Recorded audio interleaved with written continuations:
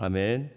오늘 우리 주시는 말씀 고린도전서 5장 9절부터 13절까지 말씀입니다. 고린도전서 5장 9절부터 13절까지 말씀 우리 같이 한 목소리로 읽겠습니다. 내가 너희에게 쓴 편지에 음행하는 자들을 사귀지 말라 하였거니와 이 말은 이 세상에 음행하는 자들이나 탐하는 자들이나 속여 빼앗는 자들이나 우상 숭배하는 자들을 도무지 사귀지 말라 하는 것이 아니니 만일 그리하려면 너희가 세상 밖으로 나가야 할 것이라. 이제 내가 너희에게 쓴 것은 만일 어떤 형제가 일컫는 자라 음행하거나 탐욕을 부리거나 우상 숭배를 하거나 모욕하거나 술 취하거나 속여 빼앗거든 사귀지도 말고 그런 자와는 함께 먹지도 말라 함이라. 밖에 있는 사람들을 판단하는 것이야 내게 무슨 상관이 있으리요마는 교회 안에 있는 사람들이야 너희가 판단하지 아니하랴. 밖에 있는 사람들은 하나님이 심판하시려니와 이 악한 사람은 너희 중에 내쫓으라. 아멘. 할렐루야. 가끔 이제 우리가 말씀과 특히 저 같은 목사들은 이제 말씀에만 집중하며 살아갈 수 있다면 참 좋겠죠. 그런데 그렇게 살아가는 것이 과연 목회를 하는 데 있어서 큰 도움이 될까? 일전에도 한 번씩 말씀드렸지만 지금 지금 현재 우리나라에서도 그렇죠. 신부나 스님보다는 목사님들이 대부분이 더 욕을 많이 먹고 있습니다. 왜냐하면 세상에 속하여 살아가고 있기 때문이죠. 세상에 속하다는 이야기는 무엇입니까? 물론 이제 불교 같은 경우에도 이제 결혼하는 스님들도 계시긴 하지만 대부분이 이제 홀로 결혼하지 않고 그리고 신부님들도 결혼하지 않고 원래는 이제 신부님들도 결혼을 했죠. 결혼하고 아이들이 있었는데 너무나 타락하고 자녀들을 위해서 물건을 착복하다 보니까 이제 그레고리 7세라고 하는 이제 그 교황이 금지를 시킵니다. 결혼을 아예 금지를 시킵니다. 너무 타락해 버렸어요. 너무 힘을 가지고 너무 타락을 하니까 결국에는 이제 교황의 명령으로 다시 이제 회복하기 위한 방법은 신부들이 결혼하지 않는 것이 좋겠다라고 해서 그것이 지금까지도. 근데 사실 그것을 보면서 우리는 뭘 얘기하냐면 카톨릭 입장에서는 그렇습니다. 카톨릭 입장에서는 주님을 더 섬기기 위하여 바울이 이야기했던 것처럼 하나님을 더 섬기기 위하여 혼자 살고자 작정한 사람들을 신부로 세운다라고 하는 것이지만 사실 교회 입장에서 보면 정말 성경적인 입장에서 보면 예수님께서 자꾸 우리에게 베드로가 계속 얘기하지 않습니까? 변화산에서 그 놀라운 모세와 엘리야를 보고 나서 여기가 좋사오니 여기 있겠습니다라고 하자 예수님이 우리가 있을 곳은 이곳이 아니죠. 세상으로 나아가야 된다. 그래서 너희는 세상의 빛과 소금으로 살아가야 되지 않겠냐라고 이야기합니다.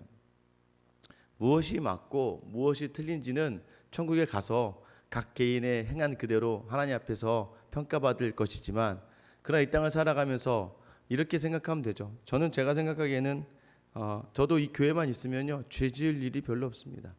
교회에 있는 동안 제가 무슨 죄를 짓겠습니까? 교회에서 제가 해봐야 말씀 읽고 교회 여기저기 살펴보고 교회 다음 걸 준비하고 여기만 있으면 저는 죄를 지을 일 하나도 없죠. 제가 만나는 분들도 전부 다 성도님들인데 제가 거기서 무슨 죄를 짓겠습니까? 그런데 제가 죄를 짓는 장소는 어디예요? 집이죠. 집으로 가서 이제 아이들과 버벅거리고 움직이고 뭐하고 하다 보면 저도 모르게 막 소리가 질러지고 막 애들을 화를 내고 제 마음대로 되지 않는 것 때문에 막 속이 끓기도 하죠. 중요한 건 무엇인가요? 그런데 중요한 건 그렇다고 여기만 있을 것이 아니라 우리가 세상 속에서 그러면 여기서 받은 은혜를 가정 안에서 나눌 수 있는 완전하게는 아니지만 온전한 마음으로 가정 안에서 나눌 수 있는 그 노력을 해나가는 그런 삶, 그것이 오히려 더 복된 삶이 되지 않을까 하는 그냥 저 개인과 또 이게 우리 교단과 개혁주의의 입장이죠. 이것이 이제 우리가 세상 속에 있는 믿음을 사는 것이에요. 오늘 고린도 교회를 보면 제일 처음에 교회의 갈등에 대해서 이야기하고 당파에 대한 문제를 이야기하고 난 다음에 바울이 두 번째로 이야기하는 것이 바로 이 음행에 대한 문제였죠. 5장 1절부터 8절까지 해서는 어떤 내용이었냐면 그 아버지의 아내 첩이나 새어머니와 같이 동거하며 사는 아들이 있는데 교회에서 그를 쫓아내지 않는다는 거예요. 그 핵심이 뭐였냐면 영적 교만이라는 거예요. 이들이 은사가 너무 충만하다 보니까 아이 뭐 그럴 수도 있지. 이게 거기에 적용이 돼 버리는 거예요. 하나님 보시기에 너무나 악한 음행임에도 불구하고, 심지어는 이것은 이방인들, 그 당시에 고린도에 있는 사람들조차도 저거는 너무 악한 일이야라고 하는 행위들을 했었다는 것이죠. 그걸 이제 샘플을 하나 들면서 얼마나 너희가 영적으로 교만해져 있고 얼마나 너희가 지금 하나님 앞에서 온전하지 못하고 있는지에 대해서 바울이 지적을 합니다. 그래서 음행하는 자들과 함께하지 말라라. 이 음행의 핵심은 무엇이에요? 하나님을 대적하는 행위, 하나님을 반하는 행위, 하나님을 잊어버리고자 하는 행위들을 하는 그 사람들과는 사귀지 말라라고 이야기하고, 그들을 교회에서 7일을 하고 교회 밖으로 내보내. 예전에는 이게 통했죠. 중세 시대에만 해도요, 이제 교회 안에 있지 않으면 살 수가 없었습니다. 처음에 200년 전에 미국이 이제 나라가 건립될 때도 마찬가지였어요. 각 마을마다 교회가 있어요. 세례를 못 받으면 그 교회에 살아남을 수가 없는 거예요. 그래서 결국엔 어떻게 합니까?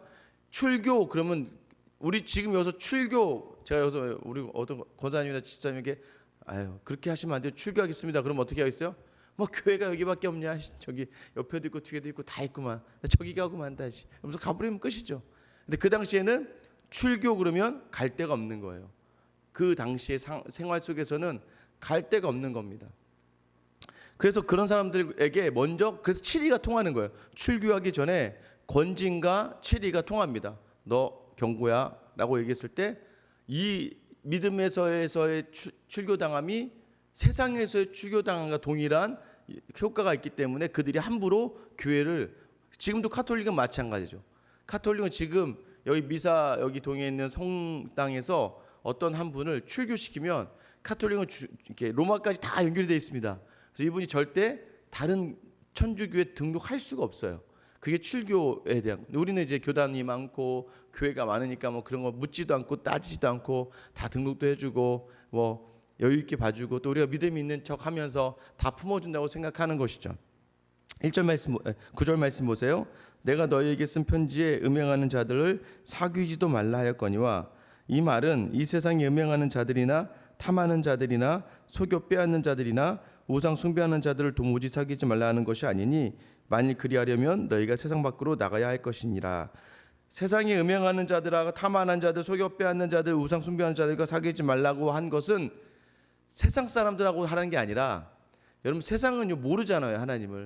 하나님을 전혀 알 수가 없으니까 그 사람들이 음행하고 타락하고 술 먹는다고 해서 저런 사람들하고 도저히 교제하면 안 돼, 이렇게 하는 것이 아니라, 바울이 이야기하는 것은 뭐예요? 교회 안에 있는 사람들 중에서 이런 음행을 계속해서 하나님을 안다고 이야기하면서 하나님을 섬긴다고 하면서 이런 음행을 행하는 자들이 있다면 그들하고는 도무지 사귀지 말라라고 하는 것이에요. 세상은 우리가 전도해야 될 부분이죠. 세상은 우리가 그들 어떻게든 받아들여야 되는 부분이죠. 그래서요, 여러분 그렇게 하는 거, 이제 우리가 동성애라고 하는 것도 마찬가지. 동성애는 반드시 죄입니다. 동성애에 대한 죄가 있어요. 근데 중요한 건 동성애를 하는 사람, 죄를 우리가 굉장히 미워할 수 있지만 그 사람에게까지는, 왜 그러냐면요, 여러분 아셔야 돼요. 우리가 이제 우리가 믿음에 있어서 우리가 이제 성경적으로 또는 우리가 이제 의학적으로도 동성애는 후천적이다라는 개념이 우리에겐 더 확실하게 받아들여지는 입장인데, 뭐냐면 어렸을 때 당했던 끔찍한 성적인 학대나 추행 속에서 그것이 트라우마로 남아서 그것이 나중에 자기를 자극하는 역할에 가다 보면 이 동성애까지 나아가는 경험, 그러니까 그게 그 사람의 상처, 또는 때로는 여자들이 가득한 환경 속에서 여자들의 세상 속에 살아왔던 어떤 남성의 경우에는 자기가 자기 누나들, 자기가 속했던 사람들과 같이 그렇게 어렸을 때부터 가지고 있었던 그 심적인 욕구가 나중에 커서 발현되는 케이스들이 있다는 것이죠. 그러니까 우리는 후천적이라고 보는 겁니다. 선택이라고 봐요. 선택. 교회에서는 선택이라고 봅니다. 그러면 그 선택을 하기까지 그 사람에게 있었던 상황이라는 게 있고 환경이라는 게 있잖아요. 어떤 상처가 그 사람을 그렇게 몰고 갔을까.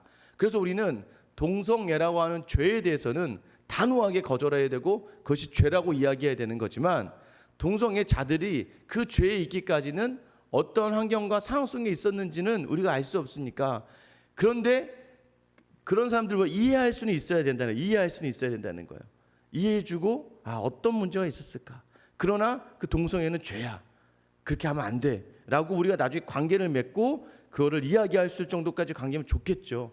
술 취한 사람들도 마찬가지입니다. 밖에서 옆집에 아저씨가 술을 엄청 많이 먹고 다니는데 저 음행하는 사람, 저 사람하고 상종하지 말아야겠다가 아니라 아저씨 오늘 술 드셨어요? 아유 그래요 아저씨 하면서 계속 관계를 맺으면서 아주 적당히 드시고 좋은 얘기도 건면하면서 때로는 좋은 것도 좀 주면서 나중에 그 사람을 교회로 데리고 오는 데까지, 이런 사람들하고 사귀지 말라는 것이 아니라 교회 안에 있는데 동성애를 행해요. 교회 안에 있는데 술을 먹고 취해서 자기 관리가 안 돼요. 교회 안에 있는데 돈의 노예가 돼서 돈 하면서 심지어는 교회 안에 있는 성도들하고도 돈 거래를 하면서 어떻게든 이자를 취하려고 하고 어떻게든 자기 것을 착복하려고 하는 사람이 있어요. 교회 안에 있으면서도 뻗득하면 자기의 유익과 만족을 위해서 다른 사람을 시기하고 절대하면서 비판하고 판단하며 뒤에서 다른 이야기를 하는 그런 세상에서 해도 이거는 좋지 않은 것들인데, 그것을 믿음이 있다고 하면서 교회 안에서 행한다? 그런 사람들하고는 도무지 사귀지 말라는 거예요. 왜 그런 줄 아십니까?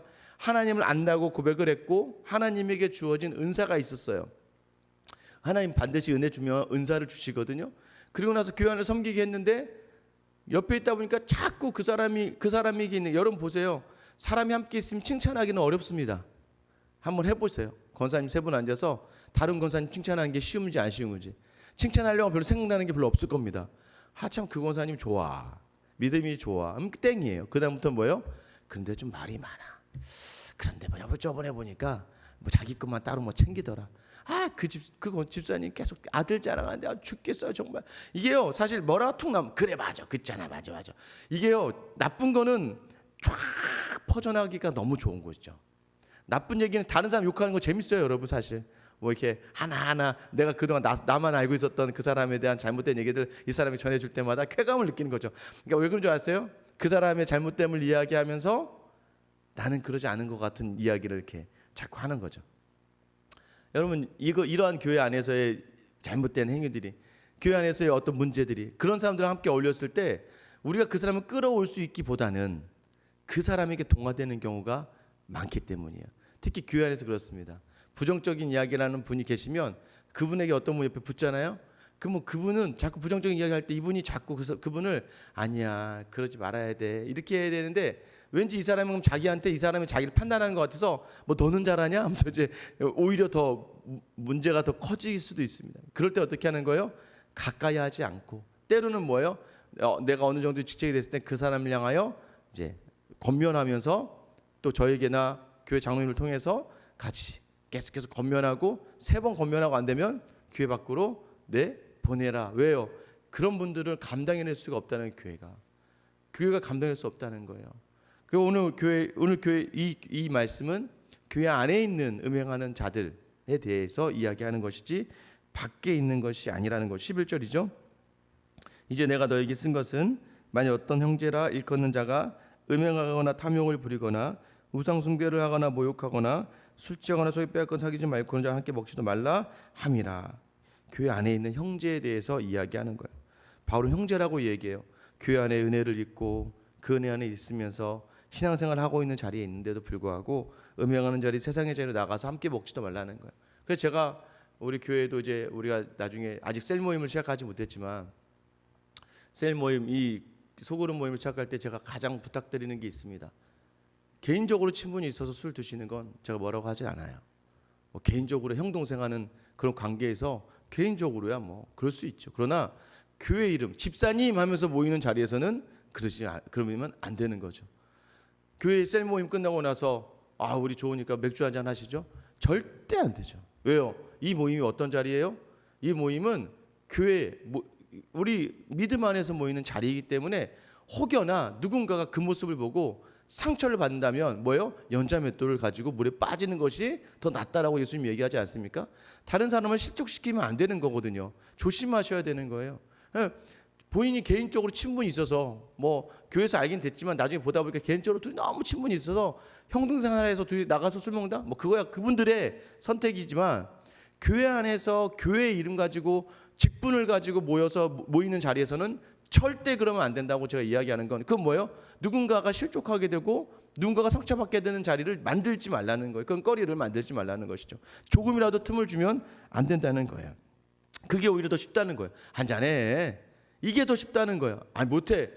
그래 너 잘났다. 이러면 이 상황이요 굉장히 어렵기 때문에 제가 나중에도 한번 다 같이 모인 자리에서 말씀드릴 거예요. 뭐 한두 잔씩 하는 거 저는 모르겠습니다. 그거는 개인의 자유, 신앙의 자유에 맡기겠어요. 그러나 우리 교단에서는 금주를 법으로 정하고 있죠. 가능한 한 술 먹지 않는 그런 것을 권면하죠. 그런데 중요한 건 뭐예요? 교회 이름으로 모인 자리에서 절대 그러지 말라. 근데 내가 교회인데 교회 이름 안 모일 수가 있을까요? 저는 거기에 대해서도 본인의 판단, 본인의 선택이라고 이야기할 수 있는 것이죠. 12절 13절 보세요. 밖에 있는 사람들을 판단하는 것이야 내게 무슨 상관이 있으리요마는 교회 안에 있는 사람들이야 너희가 판단하지 아니하랴. 밖에 있는 사람들은 하나님의 심판하시려니와 이 약한 사람은 너희 중에서 내쫓으라. 내쫓으라는 거예요. 근데 못 내쫓죠. 어떻게 내쫓습니까? 자, 여기서 누가 만약에 우리 집사님 한 분이 술 취해서 여기 앉아 계시다고 내쫓겠습니까? 이게 지금 현 상황에서 교회 안에서 굉장히 어렵습니다. 그러나 이런 얘기는 해야죠.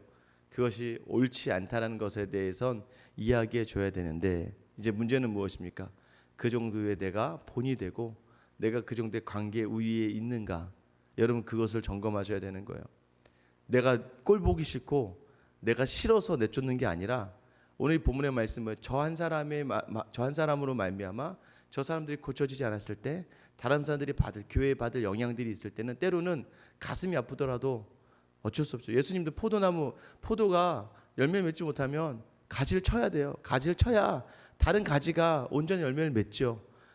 그것처럼 교회 안에서 때로는 눈물을 머금고 그렇게 해야 될 때가 간혹 있습니다.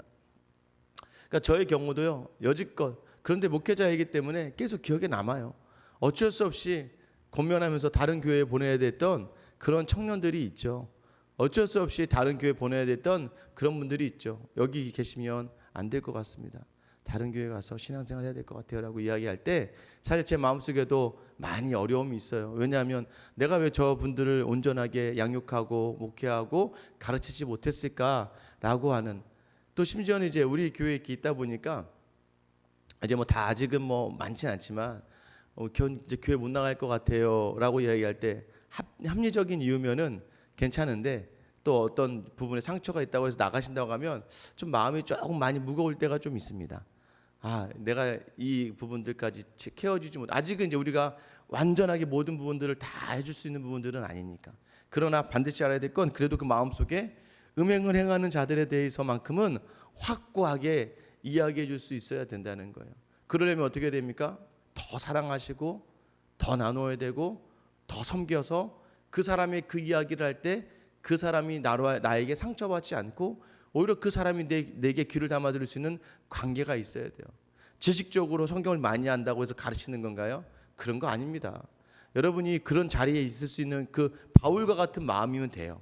바울은 그렇게 했잖아요. 바울처럼 교회를 위하여 자기 목숨을 내어 던질 정도로 성도들을 자기 자녀처럼 아낄 정도의 마음을 가지면 책임져 줄 정도로 그런 이야기를 할 수 있으면 되는 거지만, 그렇지 않으면 내가 싫어서 이야기하는 거잖아요. 내 눈에 꼴보기 싫어서 이야기하는 거잖아요. 그러니까 그 가림을 잘 하셔야 되는 거예요.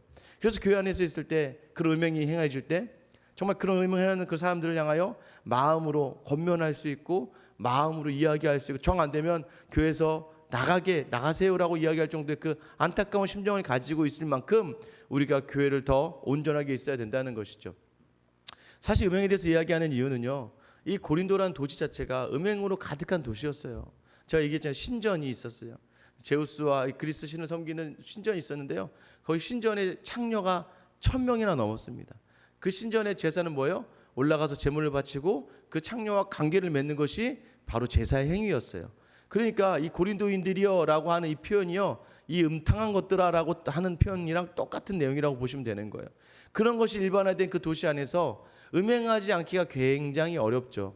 그것이 일상화된 문화니까, 자기들이 문화였으니까. 근데 바울이 이야기하는 것은 무엇입니까?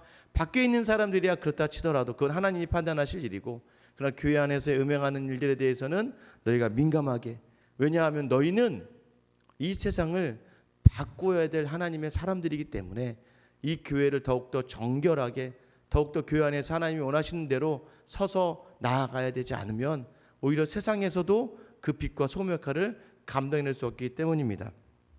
오늘 시간 이전에 나온 우리에게도 마찬가지예요. 때로는 우리가 귀찮아서 싫어서 그런 음행의 자리를 방관하고 있을 수도 있습니다. 또 때로는요, 우리가 그런 본이 되지 않고 우리가 그런 마음을 다하지 않기 때문에 그렇게 얘기해도 통하지 않을 때가 있어요. 교회는 계속해서 예수 그리스도의 거룩함과 진실함과 순전함을 회복해야 돼요. 그것이 바로 온전한 교회입니다. 그렇게 예비할 때 교회는 교회다워지는 것이죠. 오늘 우리가 해야 될 것이 무엇입니까? 여러분 안에 음행의 자리가 있습니까? 교회 안에 있으면서도, 신앙 안에 있으면서도 자꾸 세상의 것으로 취하려고 하고 세상의 방법으로 하려고 하는 것들이 있나요? 여러분, 이것을 끊어내지 않으면 이것에 대해서 바울은 뭐라고 해요? 내가 판단한다라고 이야기해요. 그건 죄다라고 얘기해요. 여러분 아셔야 돼요. 죄의 싹은 사망이에요. 사망은 예수 그리스도의 구원으로 말미암아 우리에게 더 이상 주어지지 않아요. 우리는 무조건 다 구원을 받았습니다. 그러나 싹이 있다는 것은 기억하셔야 돼요. 여러분, 우리가 두렵고 떨림으로 있어야 되는 건 뭐냐면, 항상 저는 성경을 볼 때마다 느끼는 건, 두렵고 떨림으로 보는 건, 우리의 죄의 행위에 대해서 반드시 하나님은 공의를 행하실 수밖에 없어요. 내가 죄를 지은 거에 대해서 하나님은 어떻게든 그 죄에 대한 공의를 왜요? 믿지 않는 자에게도 공의를 행하시는 하나님께서 우리에게 죄를 관대하게 봐줄 수 있는 건 아니죠. 무슨 말이냐면, 사망으로 가는 온전한 원죄에 대해서 하나님이 회복시켜 주셨지만 그리스도를 통하여서, 그런 예수를 믿으면서 지는 죄에 대해서는 하나님 반드시 공의를 행하셔야 된다고요. 그러니 여러분, 우리가 죄를 짓지 말아야 되는 건, 이 죄에 대해서 반드시 하나님은 결과적인 부분에서 어떤 부분에 우리 삶 가운데 반드시 치리하신다는 거예요. 그래서 두렵고 떨리는 마음으로 오늘 할 우리의 자리에서 음행하지 않고 죄를 짓지 않고 하나님 보시기에 하나님이 싫어하시는 것들을 행하지 말라는 거예요. 마음으로라도 다른 사람을 향하여 비판하고 판단하고, 또 마음으로라도 다른 세상의 것을 욕심을 내지 말고, 내 자녀들을 향하여서도 계속해서 세상의 것으로 채우려고 하지 말고, 이런 마음들 계속해서 자신을 돌아보며 정결하게 두지 않으면 그 값을 우리가 반드시, 왜요? 벌써 나타나잖아요. 여러분 자녀들 보면 나타나지 않습니까? 저는 저희 아이들 볼 때마다 항상 느껴요. 내 죄다, 내 죄다. 막 버럭 소리 지르는 거 보면서 아이고 주여. 저희 아내한테 아이고 내가 문제다, 내가 문제다. 저거 보니까 다 내가 죄를 지었던 그 죄가 자녀를 통해 나타나잖아요. 그래서 여러분, 우리가 더 조심하셔야 되고 더 정결하기 위해 노력하셔야 되는 거예요. 그렇지 않으면 나는 지금 내 인간적인 걸 딱 던지는 것으로 끝날 수 있겠지만, 그것이 어딘가에 계속 남아 그 싹스로 그 영향을 줄 수 있다는 것을 아셔야 되는 거예요. 맞잖아요. 화 버럭 내고 가서 아까 미안했어, 그러면 다 해결되나요? 아니에요. 다른 상대방 입장에서 어떻게 됩니까? 저거 성격 있구나, 조심해야겠다. 그러면서 관계가 소원해지게 될 수밖에 없어요. 그래서 항상 두렵고 떨리는, 고린도전서 핵심이 하나님의 지혜예요. 하나님의 지혜의 핵심이 뭐예요? 하나님의 지혜를 담기 위하여 내가 두렵고 떨리는 마음으로 오늘 하루 말씀에 민감하게 살아가기 위해 노력한다는 것이죠. 그러한 삶으로 이번 한 주 내 안에 있는 음행을 다 내어던지고, 또 내 가족 안에 음행의 모습이 있을 때마다 넉넉하고 정말 섬기는 마음, 안타까운 심정으로 그것에 권면하고 고쳐나갈 수 있는 그런 결단, 그리고 더 나아가서 우리 교회가 여러분의 그런 하나하나의 수고와 노력을 통해서 하나님 앞에 순전함과 진실함 회복될 수 있는 귀한 복이 우리에게 있기를 예수님의 이름으로 축원합니다. 이 시간 같이 한번 기도하실게요. 이 시간 기도하실 때, 하나님, 우리로 세상의 빛과 소금이 되라고 하시고 세상에 보냈는데 세상에 절어서 살아가고 있는 나의 모습들, 여전히 세상과 비교하며 무너지는 우리의 모습들, 여전히 세상의 것으로 동일하게 자랑하려고 하는 나의 모습들을 이 시간 회개하시면서, 하나님, 여전히 내 안에 있는 음행을 내려놓게 하시고 하나님을 배반하고 하나님이 보기 싫어하는 것들을 행하지 않는 하루가 되게 하시고, 이 교회가 더욱더 나를 말미암아 정결케 되는 역사가 있게 해달라고, 그런 음행하는 자들을 향하여 정말 마음으로 다가가 권면할 때 그 사람의 마음이 변화될 수 있을 만큼의 본이 되는 내 삶이 되게 해달라고 여러분 기도하셨으면 좋겠어요. 코로나 확진자가 어제 200명이 넘었죠. 다 이제 교회입니다. 다 교회. 참 마음이 아파요. 더 조심하고 더 우리가 경각심을 가지고 더 섬겨야 되는데, 가장 안타까운 건 동일하게 세상의 힘으로 세상과 싸우려고 하는 우리의 모습이죠. 예수님의 희생과 포기와 나눔과 섬김인데, 하나님, 한국교회가 이 시간을 통하여 억울하고 분한 것도 있죠. 그러나 그렇다고 우리가 똑같은 힘으로, 세상의 힘으로 싸워야 되겠습니까?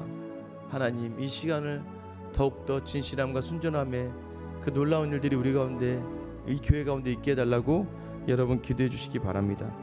특별히 오늘 기도할 분이요, 오늘 조유진 선교사님이 이제 오늘 MRI와 CT 촬영을 합니다.